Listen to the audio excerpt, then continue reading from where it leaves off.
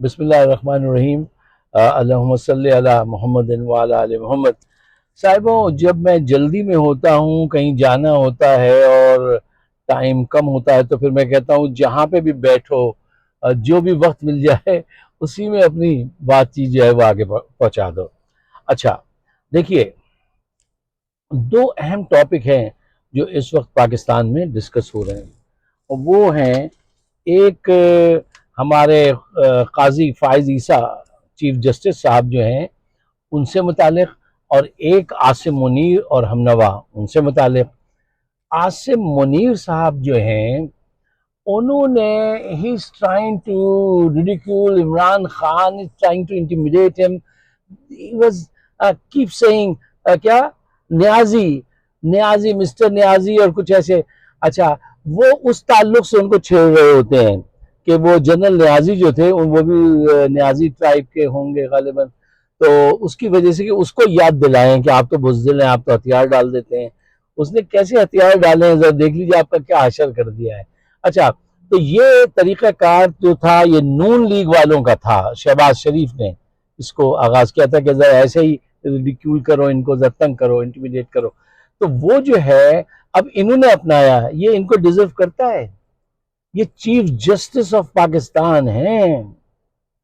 अच्छा, अब यहां से देखिए, ये बात उभरती है कि खास करके मौजूदा हालात में तो हमें एक ऐसे चीफ जस्टिस की जरूरत है जो बड़ा बुर्दबार हो, जो जो संजीदा हो, जो दूर तक देखने की निगाह रखता हो, और जनाब बहादुर हो, ताकि वो सही फैसले कर सके। इनकी तरह नहीं कि तीन प्रॉपर्टीज जो है वो आपकी लंदन में है, फाइलें आपकी आईएसआई के पास हैं, और अब आप उनके उंगलियों पे वो ना आपको नचा रहे हैं, और आप नाच रहे हैं कि नाच मेरी बुलबुल, के पैसा मिलेगा और वो टर्न मिलेगी, एक्सटेंशन मिलेगी।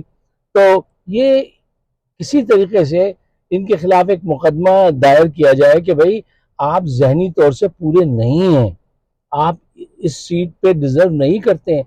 आप देखिए, कहीं दुनिया में, पूरे दुनिया में आपने किसी जज को इतना बोलते हुए सुना है? ये इतना बोलते हैं मुद्दई से, वकला से, उसके सारे लोगों से ज्यादा ये कोर्ट में बोलते हैं, ऊंची आवाज से बोलते हैं, लोगों को डांटते हैं, इंटिमिडेट करते हैं लोगों को वहीं पर। और ये डिजर्व नहीं करते हैं कि ये इतने बड़े ओहदे पे फाइज रहे हैं।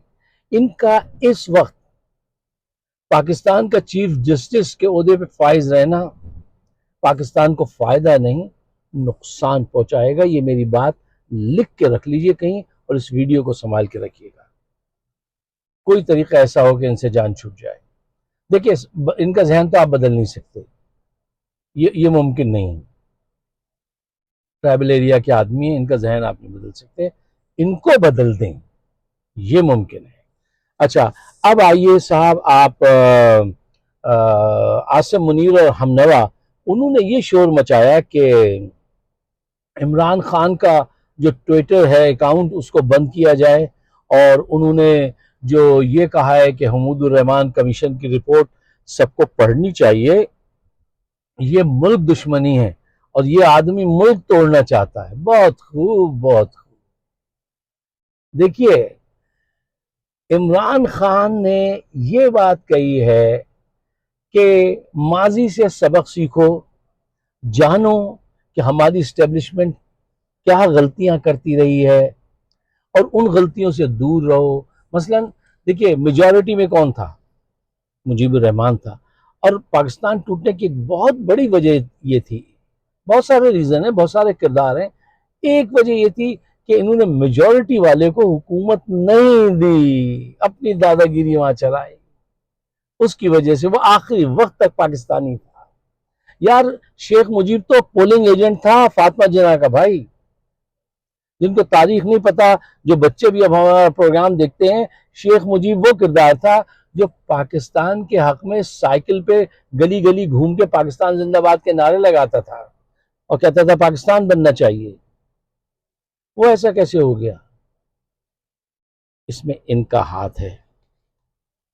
मतलब ये साहब जो हैं अना की जंग लड़ रहे हैं, आसिम मुनीर साहब, और इनकी अना जो है वो इतनी मजबूत है कि मुसलसल शिकस्त खाने के बावजूद भी ये बाज नहीं आ रहे। अब देखिए, जून या जुलाई तक इनकी लाई हुई हुकूमत जो है वो खत्म हो जाएगी, और उसके बाद मुल्क में जो महंगाई और अनारकी फैलेगी उसके जिम्मेदार यही होंगे जनाब मोहतरम आसिम मुनीर साहब। देखो, मैं आपको एक बात बता दूं, ये कभी भी कामयाब नहीं हो सकते, किसी भी सूरत में कामयाब नहीं होंगे। अच्छा, मैं इतना जोर देके ये बात कैसे कह सकता हूं? देखिए, जरा ठंडे दिल से, ठंडे दिमाग से सुनिए, सोचिए। देखिए, अयूब जिया मुशर्रफ आए, वो भी फौजी जनरल थे, तो लोगों ने मिठाई बांटी थी। आसिम मुनीर आए तो लोग घरों से बाहर निकल आए और इनको बुरा भला कहा। इसकी बहुत लंबी बड़ी वजूहात हैं, टाइम नहीं है कि इतना लंबे आपके साथ डिस्कशन किए जाएं। देखिए, वो जब आते थे तो लोग तंग आ चुके होते थे उस सिविलियन गवर्नमेंट से जो लूट मार कर रही थी, और ये भी लूट मार कर रहे थे, लेकिन ये पर्दे के पीछे होते थे तो इनकी लूट मार नजर नहीं आती थी जर्नैलों की, उन्हीं की नजर आती थी, सिविलियंस की, पॉलिटिशियंस की। और ये इतना मजबूत प्रोपेगेंडा करके आते थे कि सारे सियासतदान बदमाश हैं, ये तासुर फैला दिया था, उसमें ये कामयाब थे। तो लोग खुश होते थे कि चलो कोई निजात दहिंदा आ गया, वो हम इनको निजात दहिंदा समझते थे। अब जो सूरत हाल हुई, जब ये आए तो लोगों ने देखा कि एक ऐसी हुकूमत जो 6.2 की शरह से जीडीपी जिसकी ऊपर जा रही हो, ये उसको टोपल किया है इन्होंने। जो इस वक्त का हमारे दिलों का हीरो है, जो सबसे बड़ा इस दुनिया में एक बहुत बड़ा लीडरशिप का नाम है जिसका इमरान खान, उसको इन्होंने हटाया है। हमारी तरक्की को इन्होंने ठोकर मारी है।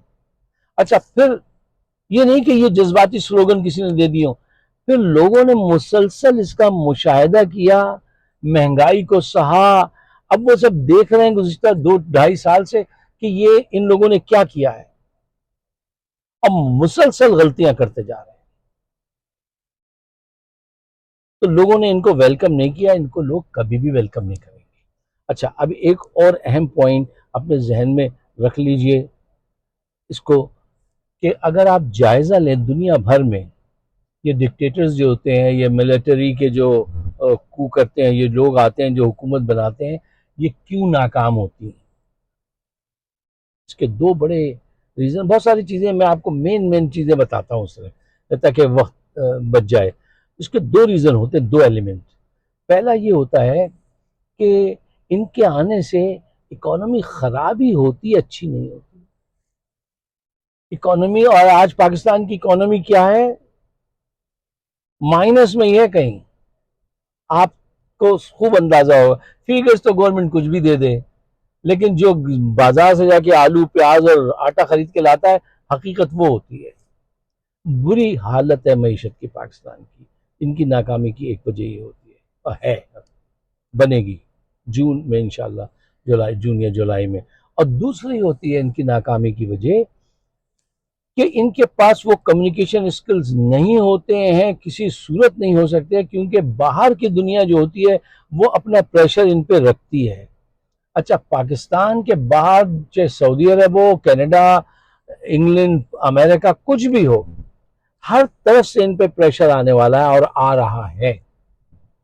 पाकिस्तानी अमेरिकन, आपको पता है, such a vibrant diaspora of Pakistani American in America, वो हाईली मोटिवेटेड फॉर पाकिस्तान। अपने अपने उनका कोई चक्कर नहीं है, वो इनके टोटली अगेंस्ट है कि यार ये क्या बदमाशी मचा रखी है इन्होंने। उनकी दोस्तियां हमारी यहाँ पे सेनेटर से लेके प्रेसिडेंट ऑफ यूनाइटेड स्टेट तक की हम पहुंच रखते हैं, और सबको बता दिया हमने कि साहब ये करते हैं, इन्होंने ये कुछ किया है। ये अब बच नहीं सकते, ये इनके बस की बात नहीं है। अच्छा, अब आइए, ये जो भी काम करते हैं, मसला ये है कि ये मसाइल का अगर हल भी ढूंढते हैं तो ऐसा हल ढूंढते हैं जो मसाइल से भी ज्यादा खतरनाक होता है। इनके स्टेप्स आप देख लीजिए, मैं वो बातें आपके सामने रख रहा हूं जो प्रूव हो चुकी हैं, जिनको आप देख चुके हैं, दोबारा आप उस पर जरा गौर व फिक्र कर लीजिए। मैं कोई नई बात आपसे नहीं कह रहा हूं। देखिए, पहली बात तो कि ये बात समझने में नाकाम है कि इमरान खान खेल खेलने नहीं आया, खेल बदलने आया है। वो पूरे सिस्टम को बदलने आया है। वो मनी फोकस नहीं है शहबाज शरीफ और इनकी तरह, वो पैसा फोकस नहीं है। वो ये खेल बदलने आया, वो डिफरेंट किरदार है। आप उसको गलत समझ रहे हैं, आप उससे झगड़ा विल पावर के जरिए करते हैं। वो बॉर्न प्रोएक्टिव दिमाग का आदमी है, बॉर्न प्रोएक्टिव। आप उससे लड़ सकते हैं? नहीं लड़ सकते। अच्छा, देखिए इनके दो स्टेप देखिए। अब आप ये उसको कह रहे हैं वो मुल्क तोड़ना चाहता है जो इस वक्त वाहिद जंजीर है पाकिस्तान की, जो चारों सूबों को मुत्तहिद रख सकती है। वाहिद सियासी जमात क्या? इमरान खान, पीटीआई। अब उस पर आपने ये इल्जाम लगाया कि ये मुल्क तोड़ना चाहते हैं। अरे साहब, मुल्क तोड़ा तो आपने था। पाकिस्तान आप जर्नैलों ने नहीं बनाया था, पाकिस्तान तोड़ा जरूर जर्नैलों का उसमें बड़ा हाथ था। याया खान जो थे, महमूद रहमान कमीशन रिपोर्ट पढ़ी है, आपको पता चल जाएगा। यार, आप लोगों को किताब पढ़ने से कैसे रोक सकते हैं? ये कैसी बात करते हैं आप? याया खान महाज जंग से हेलीकॉप्टर में बैठकर, वो इनकी दाश्ता थी, अकलीम अख्तर क्या नाम था उनका, जिनको जनरल रानी का खिताब था, उनके घर अपने नफ्स की तस्कीन के लिए आ जाते थे। कहते थे मेरा दिमाग वो हो गया तोपों की गन गरज से। ये आपके जर्नल थे। वो आपका जनरल न्याजी ईस्ट पाकिस्तान में एक यूरोपियन कंट्री की एक जर्नलिस्ट थी, उनको इंटरव्यू देने के बहाने उनको लेके कहीं दूर निकल जाते थे नफ्स की तस्कीन के लिए। आर्मी के अफसरान ने एक बांग्लादेश में उस दौरान एक बैंक लूट लिया, 1 करोड़ 42 लाख रुपए लूट लिए उस बैंक से। यार, आप पाकिस्तान तोड़ने वालों में हैं। हमूद रहमान कमीशन पढ़ के जो है आपको चाहिए कि आप सीखें। वो कहता है सीखो, ये नहीं कहता है कि मैं पाकिस्तान तोड़ने जा रहा हूं, नाउजुबिल्लाह। पाकिस्तान तोड़ने तो कोई भी आया हम उसका सर तोड़ देंगे। पाकिस्तान तोड़ने कोई भी अगर आया तो हम उसके हाथ और सर सब तोड़ देंगे। लेकिन ये जो है ना, आप तारीख से सीखिए। देखिए, जो तारीख से नहीं सीखता ना, वो फिर दोबारा गलती दोहराता है। इमरान खान सिर्फ ये कह रहा है कि भाई तारीख से सीखो।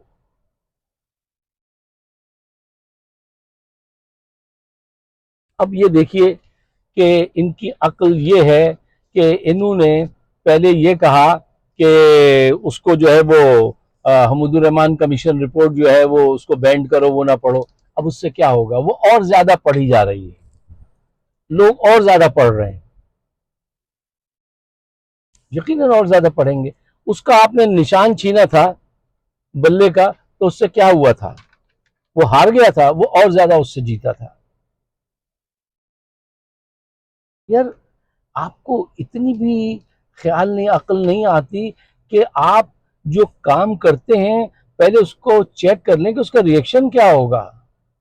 इकोनॉमी कितनी खराब हो गई, आपको कोई फर्क पड़ेगा? आपको थोड़ी फर्क पड़ेगा, गरीब लोगों को फर्क पड़ेगा। अब आप कहते हैं कि इसकी वो रिपोर्ट ना पढ़ो और इनका ट्विटर का अकाउंट बंद कर दो। आप अकाउंट बंद नहीं कर सकते, करेंगे तो कहीं और खुल जाएगा वो अकाउंट। अब पाकिस्तानी अमेरिकन एक चैनल की तैयारी कर रहे हैं कि जनाब नहीं चाहिए यूट्यूब, नहीं चाहिए ट्विटर, कोई बात नहीं, कोई मसला नहीं, बंद करा दो। हम अपना स्टार्ट करेंगे और वो पाकिस्तान तक पहुंचेगा। देखिए, ये बचकाना बातें हैं, ये जो सब कर रहे हैं, बदअकली की बातें कर रहे हैं।